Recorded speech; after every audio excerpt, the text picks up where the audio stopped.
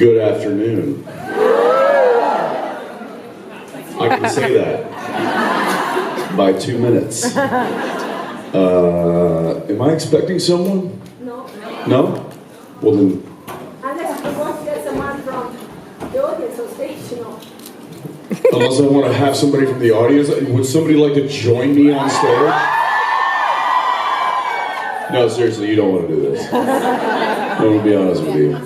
It's intimidating. I got apple juice. Sold. Find your way to the main stage. No comment. Do you want my apple juice? Okay, well, now we're getting into some gray areas. I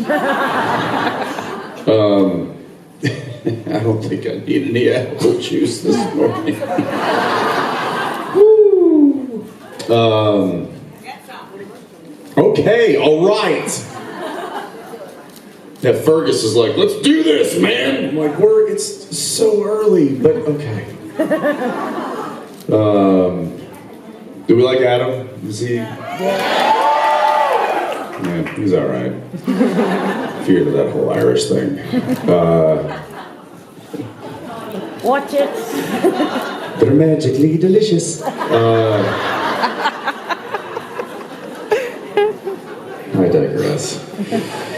How was Jared this morning? I heard he was awesome. Yeah. This was me this morning. Eating some eggs. Drink a little coffee. We ready to go? Okay. Where's Jared? No, has not. Oh, nobody's heard from him? Have you knocked on the door? Just no answer. Interesting.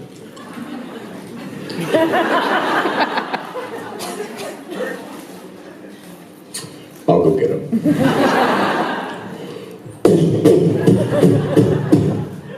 Door creeps open. What? We have work today. Again? Yeah, 2 days. Now? No, not now. An hour ago.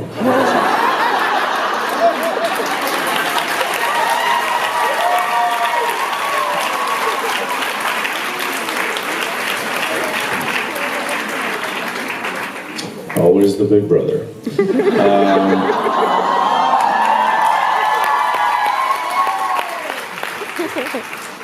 All right, let's take some questions. Let's start over here. Hi. Hi.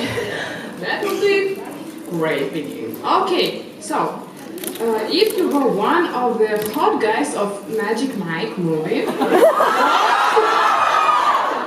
what would be your signature move?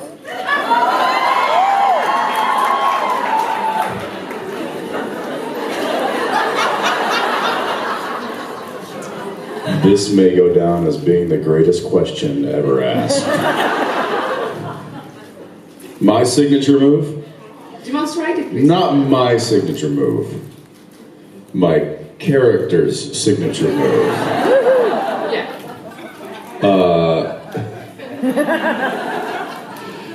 His name is Fantastic Fred. And his signature move is a little something like this.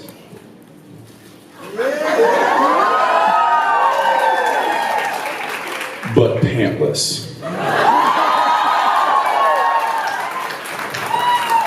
You don't want to be in the front row for that one, let me tell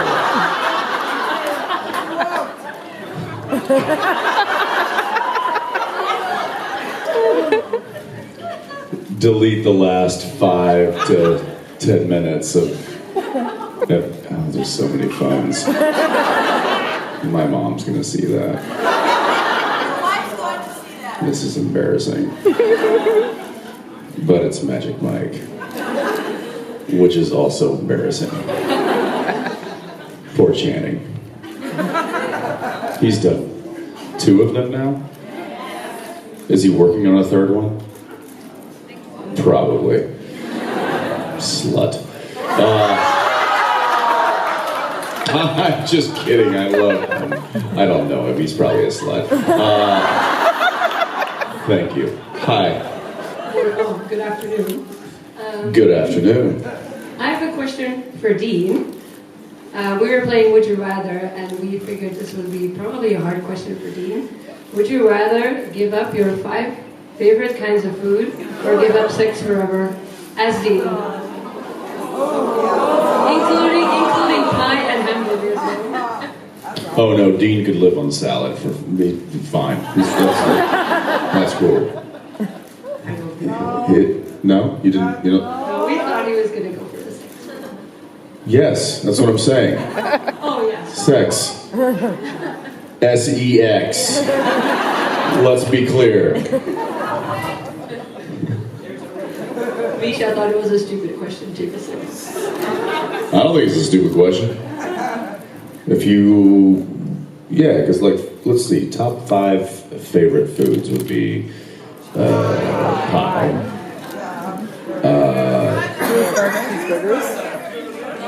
burgers,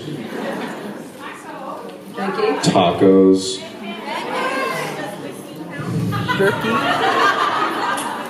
maybe pizza, and beer.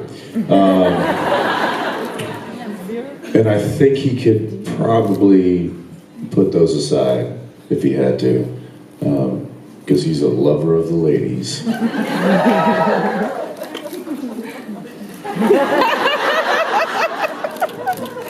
One of the many things we have in common. Thank you. Hi. Hello.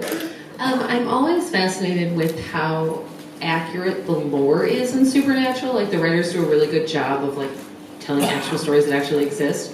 And there's actually a really good podcast, Lore, if no one's listened to it. But has there ever been a character or anything on the show that, like, you do additional research on? Like, you're like, well, that's kind of an interesting thing, and I wonder if there's something more to that. A lot of times if they're introducing kind of a new subject or a new storyline or a new lore, they'll put in the script a description of where it's based from, where it came from, the history, and you know, all the background of that particular lore or character or monster or whatever it is. So we're fortunate enough to have writers do a lot of the due diligence for us. And That's really awesome. yeah, no, and they're amazing. Like there's a reason that the stories continue to be intriguing, in my opinion, for 12 years, because we really have amazing writers and writers' assistants, and the whole office down there in LA is they're pretty incredible with what they come up with, and they do their research, they do the work. Thank you. Yeah, thanks. Hey. It's not working. I can hear you. I'll repeat the question. Go ahead. I think that the most amazing thing about him is his ability to show his feelings without saying a word. And that's because of you. So first of all, I want to thank you for being such an amazing actor. And in the episode... She's just complimenting me right now. She's saying that I'm a moderate actor and that my feelings are kind of portrayed well on the script. I'm sorry, is it working now? Yeah. Oh, great. I say that you're an amazing actor. Thank you.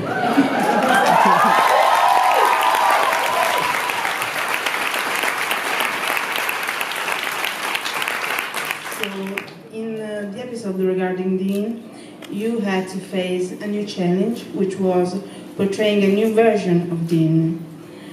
So my question is, what were the differences and difficulties between that specific version and the other ones? That was one of my favorite episodes of the season, simply because it was, and I think I've said this before, so if I'm repeating myself to a few of you, then forgive me, but it gave me a chance to really play. And as somebody that enjoys portraying a character for a living, to after 12 years of doing so, to be given an opportunity to really kind of stretch different sides or different facets of the character was exciting and fun, and it was. I just remember there was a lot of comedy that I was able to do, which I love. I don't think I'm a comedic actor. I think I just have an affinity towards comedy filtered into drama, and all of that. I was able to do a lot of that in that particular script. But then when it kind of came full circle was when Dean was in the bathroom and it was with the mirror scene. Yeah. And then it got to a totally different tone and kind of got real. And I remember it was at the end of the day. Been a long day. We'd shot all of the stuff that you saw in the motel with Rowena, her touching my nose, all of that, which wasn't scripted because Ruth's just awesome.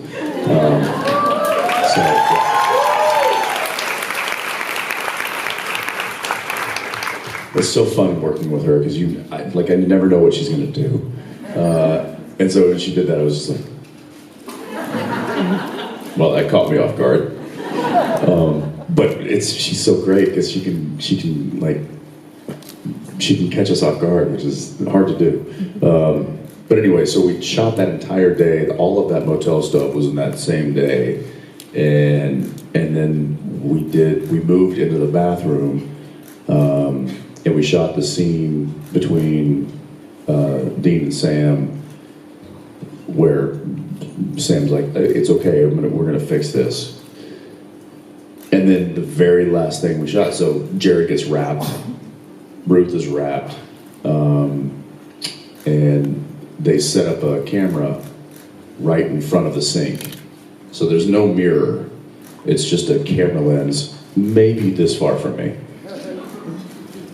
And then camera operator, focus puller, boom operator, dolly grip, and then like the whole crew.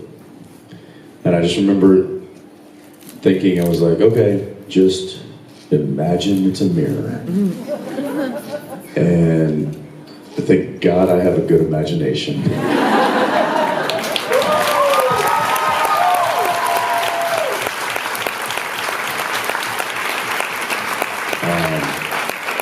And I remember telling John Badham, who directed that episode, I remember telling John, I was like, look, it's late, everybody wants to go home, this is the last scene of the day, just keep the cameras rolling. I'm just gonna go through the scene a couple of times. So normally you do the scene, you cut, right? Cut, the bell goes off, everybody breathes a sigh of relief. Okay, we're one take down. Take two, they come in with a marker, they slate it, they roll camera, roll sound, that whole thing. I just was like, listen, we're not rolling film anymore, so just let the camera roll. It's digital. It's ones and zeros, that's all it is. Let the camera roll and let me just do this a couple of times and get myself into this. Let me imagine that the mirror is in front of me and not a camera and an operator and a focus puller and whatever. So John just let me go, and I was really happy with the way that turned out, and I hope you guys were too. So.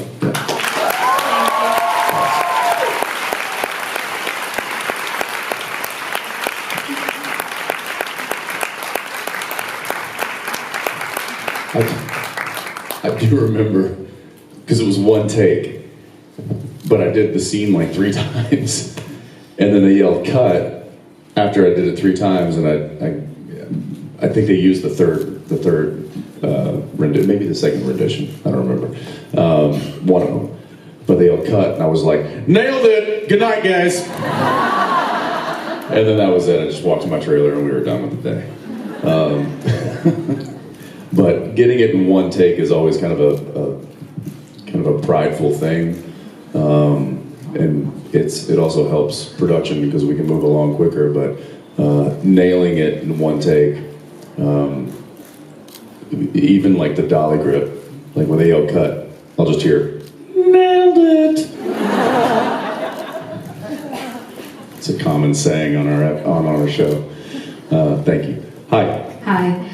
So I just wanted to first of all say that in episode 22, the scene between you and Mary, you were phenomenal.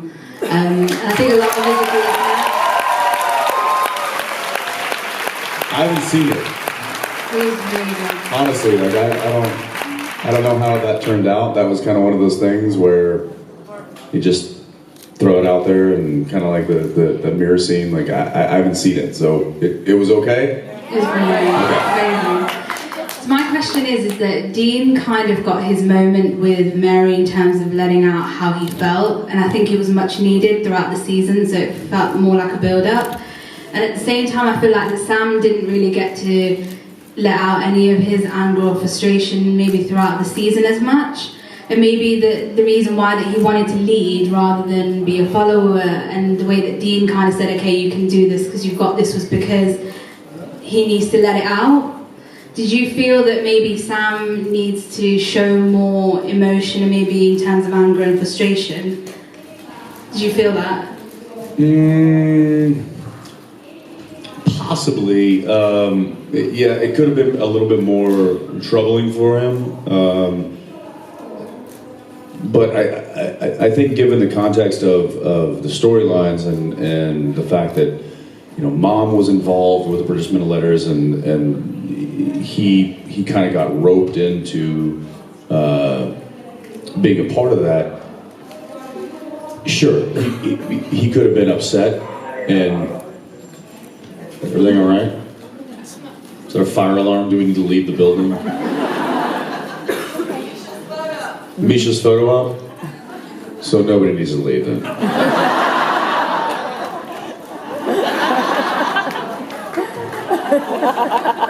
It's too easy. So I don't know. I think it was fine. I think it was. I mean, look, I'm not going to tell Jared that he played a scene wrong, because I think his choices, in my opinion, he makes right choices. I think he does a pretty good job of portraying Sam.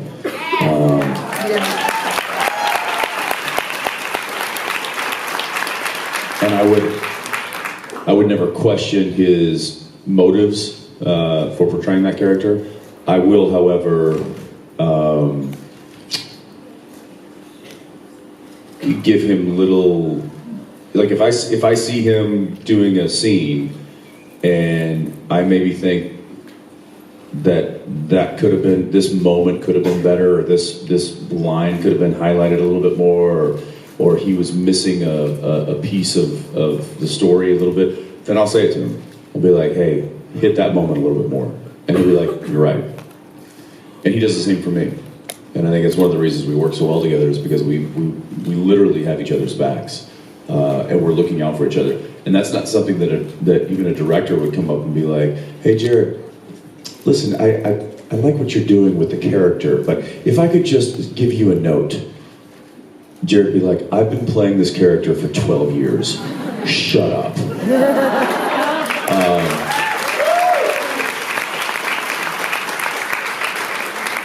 So literally there is only one person that he and I would listen to as far as giving tonal character notes, and that's each other.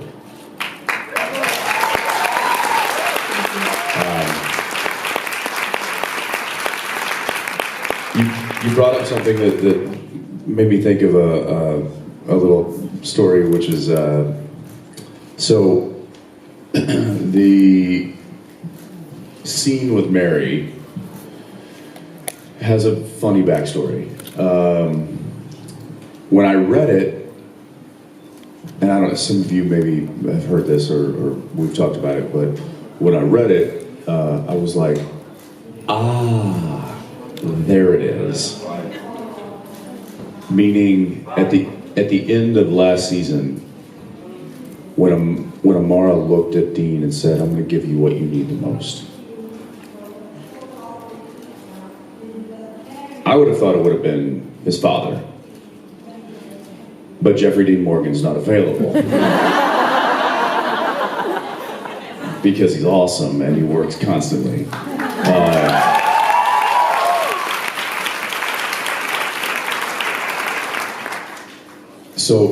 So I was like, oh my God, they're going to try to get Jeff back.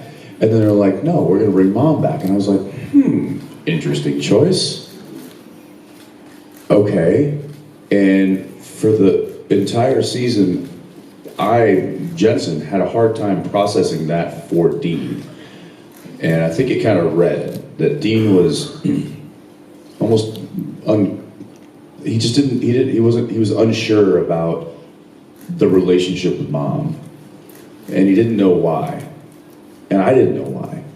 And it was kind of weird. And I love Samantha to death. I think she is one of the sweetest people on the planet.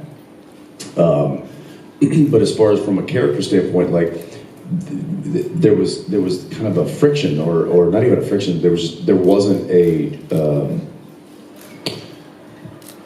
It wasn't cohesive, and for me that troubled me because I like to find that connection with another character, and I think that's one of the things that drives the show the way it does is the relationships between the brothers, the relationship between Dean and Cass, the relationships between Crowley, even, like, all of those relationships have a place, and they have some sort of a cohesiveness.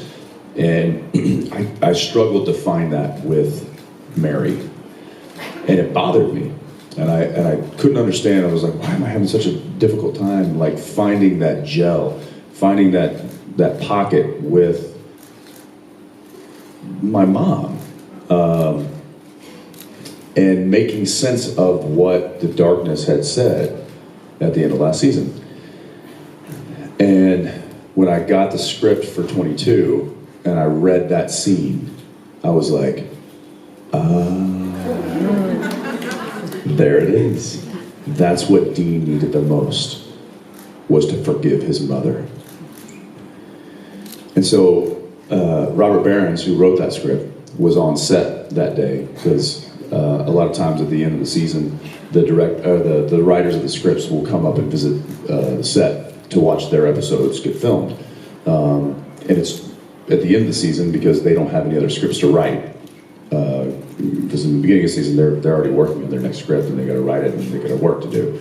So Bob Behrens came up and he was sitting behind the monitors, and I remember walking up to him and I was like, hey man, I got to thank you for literally clearing up the entire season for me with in respect to the Dean and Mary relationship. And he's like, how do you mean? I was like, well, where I say that, I forgive you. I hate you, but I love you, and I forgive you. And he was like, what?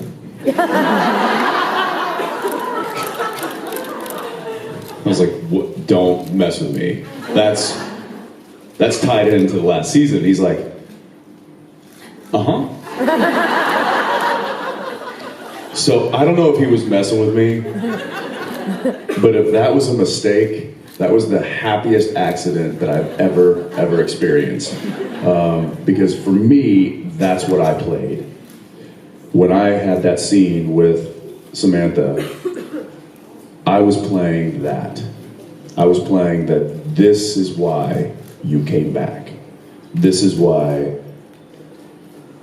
God and the darkness gave you back to me for this catharsis, this cathartic moment. And I don't know, I was very, very happy with that turn in the script, and it was heavy. It was very heavy, and I remember I wasn't going to cry. I literally remember that I was like, all right, don't do tears because that's obvious. Like that's, and the script called for it. The script was like, and Dean with tears running down his face. And I was like, don't tell me to cry. I hate that. I told Bob that. I told Barons that. I was like, hey, listen, don't put that in there. If it happens, it happens. But don't make me feel bad if it doesn't happen and you wrote it in there. So I remember reading it and I was like, nope, that ain't gonna happen. Screw you. And then when we started working and I was started doing the scene and the emotion kind of started flooding me and then it was real. That was a real moment. And like I felt for Dean because I knew what that meant for him. And so to be able to emote emotions of a character that you care so deeply about, that's pretty special. I'm a lucky guy to be able to do that for 12 years. So thanks. What? No, we're getting heavy. We're getting real here. Is it? I said before the panel started, no streaming, and someone is doing the streaming. Now I'm taking it down, so you have less panel. I told you not to do that. Why are you doing that? So, I want the girl that I want the girl that is doing the streaming, we know who you are, out. Because I told you, like 20 minutes ago, and you didn't listen to me. This is not going to happen, right? So out.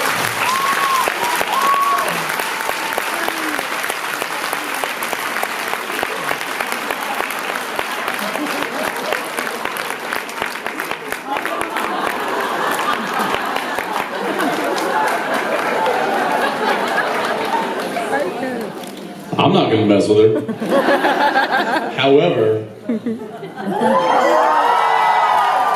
music.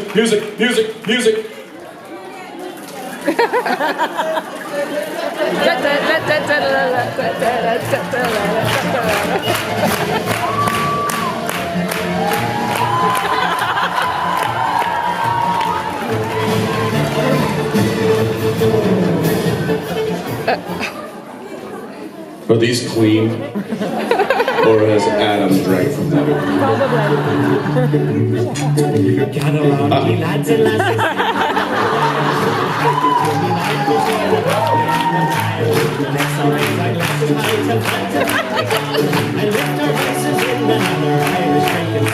What is that? It's the drinking music. Alright, I gotta drink some apple juice, hang on. My sister has forever closed her smile and I cries. Now everybody's died, so until the tears are gone. Cheers.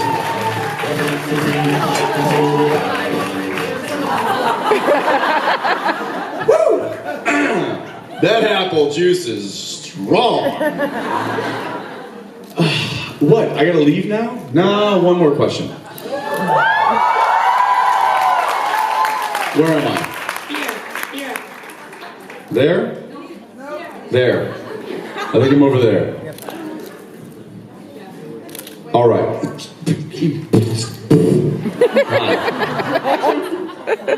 You made it a little hard for me because you basically answered my question already. Well, there you go.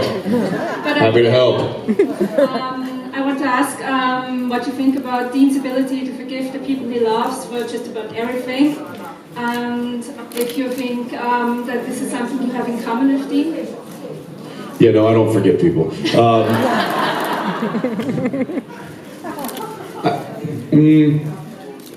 I would say that Dean holds more of a grudge than Jensen would. I tend to let things go because life's too short. Dean has that capability of harboring